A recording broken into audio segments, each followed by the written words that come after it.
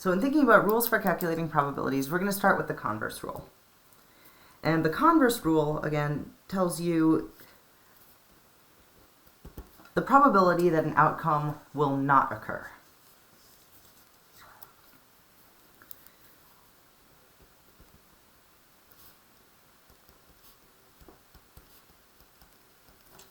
And the converse rule looks like this. The probability of getting some outcome other than x, which we'll write as the probability of not x, is equal to 1 minus the probability of x. So let's say, for example, and of course I completely forget what colors I said as examples in the slide, so I'm going to just start again. But let's say we want to find the probability of getting a crayon that is not red. So here we could write this as the probability of getting not red. And we can calculate this using this list of probabilities that we've already come up with here. So the probability of getting a crayon that's not red is going to be given to us by 1 minus the probability of getting a crayon that is red. And in this case, our probability of getting a red crayon is what we calculated up here, and it's 0.083. So we would calculate this by doing 1 minus 0.083.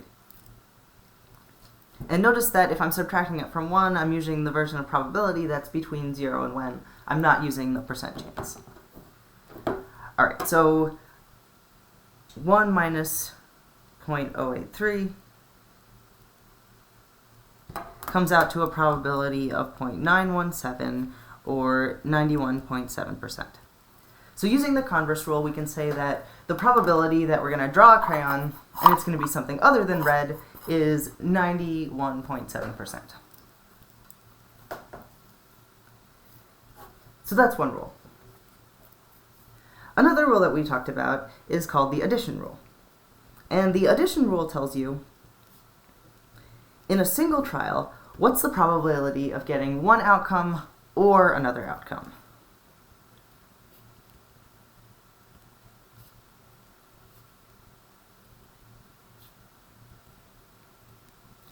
So as an example here, what's the probability that when I pick one crayon, it's going to either be orange or green? And we can write it like this. Oh, sorry, I'll give you the formula first. So the addition rule, the formula for the probability of getting, and we're switching to A or B here because X and Y usually they can mean different things if you put them both together. So the probability of getting A or B by the addition rule is equal to the probability of A plus the probability of B. And so if we're thinking about the probability of getting an orange crayon or a green crayon, we could write it as the probability of orange or green, and we could find it by adding our two probabilities together. So it would be the probability of orange plus the probability of green. If we do this, we can look at the probabilities we calculated. We can see for orange, we have a probability of 0.167. For green, we have a probability of 0.25. And so if we add these together, we'll get the probability of picking either orange or green. So I'll do that real quickly.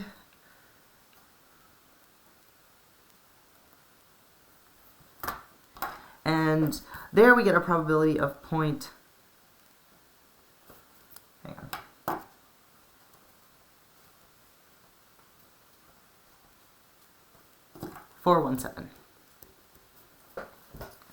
or 41.7%.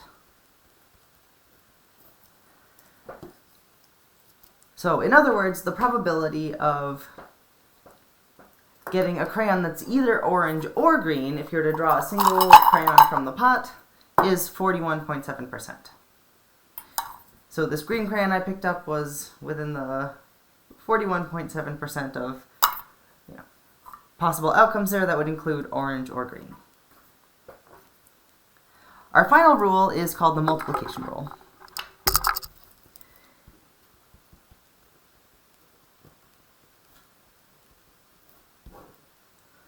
And the multiplication rule tells you in two or more independent outcomes, in two or more independent trials, what's the probability of getting one outcome or another outcome?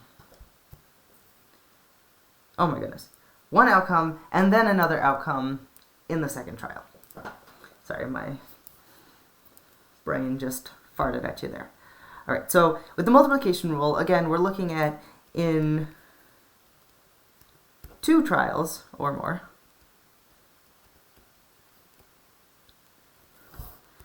what's the probability of getting one outcome and another outcome?